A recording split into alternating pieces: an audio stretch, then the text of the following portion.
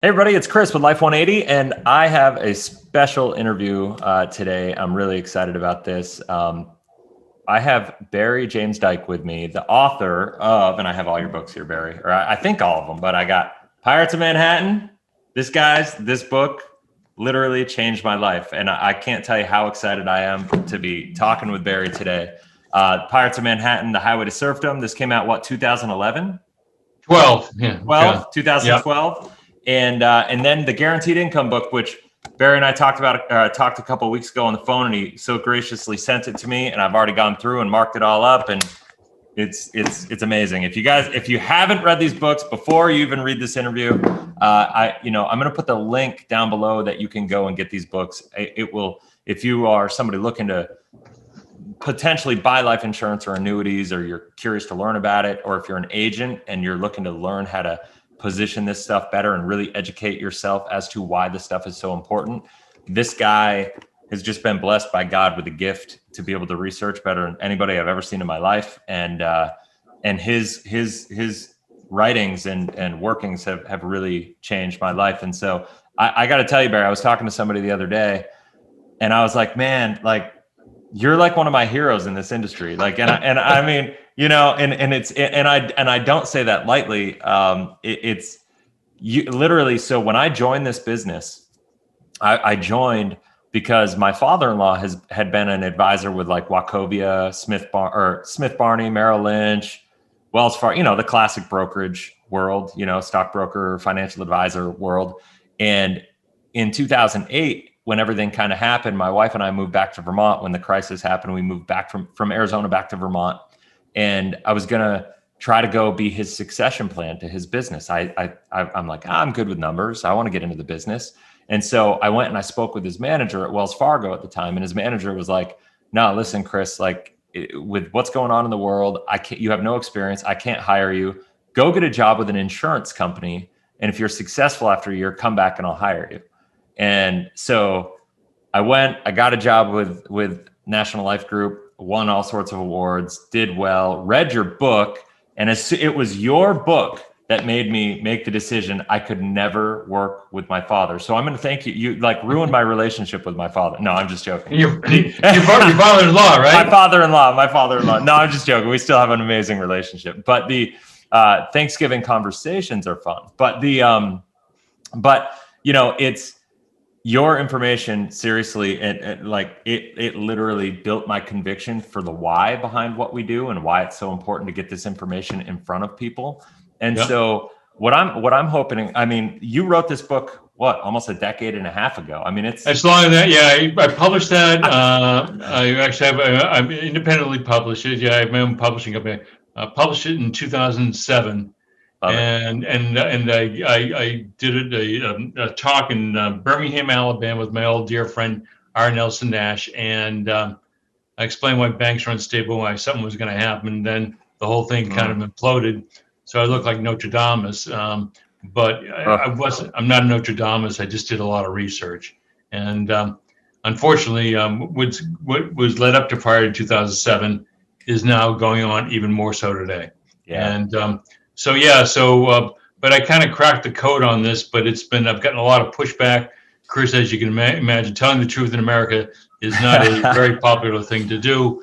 And so, so it's been, it's been quite the ride. So I've sold that book in 23 countries now, sold 33,000 copies. And, nice. It still continues to sell to this day, but but people need, and when it comes to retirement, people need to plan for income and safety. But that's, of course, the exact opposite of what Wall Street and these asset managers want to do. So they want you to gamble with their money, with your money, but they don't gamble with their own. And that was the whole kind of like the aha moment in doing this. Well, one of the things, and I was going through, I think it was the Pirates of Manhattan, the Highway to Serfdom. I was going through, and I can't remember where I found it, but you were talking about how the Federal Reserve, Ben Bernanke, Janet Yellen, they all put their money, the majority of their money, in annuities to guarantee their pensions, to guarantee their income, to guarantee their growth, just to have that safety and that guaranteed, access to capital. The Federal Reserve, like, let me see if I get this right, has 75%, or at least did was it 2012? I pull up. It was a long story, but I was actually, someone asked me to look up the financials on GE's pension, whatever. I think it was a God thing, but anyhow, I stumbled into the audit of the Federal Reserve 401k plan, because anyone over 100 employees has to be audited. Sure. And I was like, holy moly! And I discovered that 75% of the Federal Reserve's 401k at the time of their $4 billion 401k plan was in fixed annuities. Mm. So the Federal Reserve, to the best of my knowledge, is one of the only 401k plans that did not lose money during the financial crisis. But try to get that to the mainstream media. That's so crazy. So how were you received? Like, did you actually try to go get on like CNN or Fox News or MSNBC? Like, to get it's funny, and I think I told you I'm going to be in a documentary film, and actually it's supposed to be filmed in a couple of weeks, but which is going to be let on the fall. But it's funny you should mention that. I was actually, and I'll talk to people about this later. I was actually interviewed by Bloomberg at length about this stuff in around 2010, 2011. Okay. And make a long story short, I thought I was like, oh, I'm going to get, thank you, God. I'm finally getting a break. They're going to do a feature presentation or article on me in Bloomberg. And it never happened because, what I said was essentially the diametrically opposed to all their advertisers. And so that never happened. And so they shelved it. I've tried all NPR and things like that. And I used to try to get my research on they're all owned by the asset managers. And actually I was referred to CNBC as well by a very pretty connected person, and they kind of laughed at me. So wow. When in fact, like GE at the time, who owned CNBC, actually uses life insurance annuities more than anybody. And now they're owned by Comcast. And so the biggest policy I ever found on public record sold was to Ralph Roberts, who was the founder of Comcast, they paid a $465 million life insurance benefit in 2016. So what they say and what they do are two different things. So when we say invest your money like the wealthy, like, that's not just a cliche. No, and and the whole thing is that, so what most of us are not going to deal with the really wealthy people. We want to just show love and caring for people, and what we really want to do is really have them have peace of mind. Mm-hmm. And I'm not against investing in the market. We oversee a lot of money, but the thing is, you really want to have a protection of principle and all those types of things. And depending upon the state you're in. Now you live in Arizona, but the organization you deal with is in Texas, and so things like life insurance annuities that just have fantastic asset protection benefits, i.e. in Arizona or in Texas or in Florida or in New York or Mass. Mm-hmm. Now I live in New Hampshire, so you don't even get a box of tools if you get sued or go bankrupt. But it's live free or die, and you're on your own. But I love it here. But so there's so many more benefits, and people, they just read it, and because people do, get sued, they do go bankrupt. Mm-hmm. Things happen. Totally. So any financial plan is only as good as its weakest link.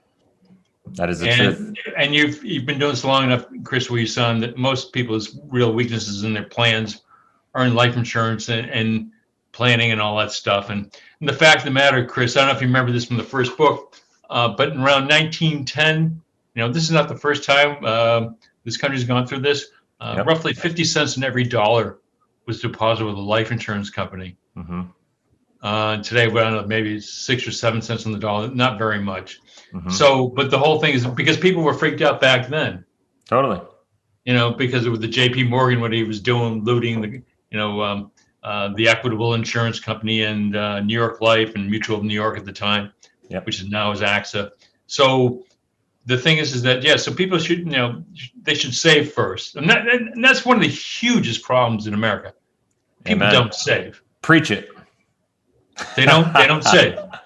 I talk about that all the time. I have a video called the Life 180 Pyramid Talk. And I talk about that concept is everybody wants to talk about this growing divide between the wealthy and the middle class. And, and while that is true, because I think if you look at the statistics, I mean, you can't argue facts, like there's this growing gap, but nobody wants to talk about why. It's the fact that the middle class and middle lower class, and even probably middle upper, they're not saving. They're all investing. And we've been programmed to think that we need to invest for our retirement, not save for our retirement. Or like everybody's thinking they're saving for retirement, but what they're really doing is investing for the retirement.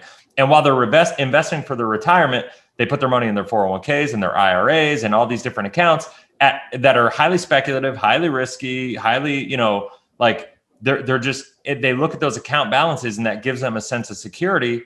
But the bottom line is then they don't have any actual safe money. And so then when the market goes through these swings, what happens, right? The market implodes, you lose account values, you lose your job, you have to still pay your mortgage and put money on the table. And then what happens? You need to liquidate a negatively performing asset. You need to take it out of a qualified account, pay penalties, taxes, all these different things. It compounds a problem. And because of the fact that you didn't have savings, you lost 10 years of your wealth creation potential. Yeah, and what the whole thing is all about the debt, and the banks run the country. And I always make a common analogy, if the automobile companies ran the country, then everyone owned 10 automobiles, okay? But the automobiles don't own the country; the banks do. So their primary product is debt. So which they want to do, they don't want to have people save. They don't want to have people fund stuff out of their own accounts. They want to put people kind of in slavery, if you will. This is why I use the highway to serfdom, which is a play on words of Hayek's, road to serfdom. Mm-hmm. So it's gone from a road to serfdom to a highway to serfdom, and now it's going to an autobahn to serfdom. Yeah, it's going fast. It is. So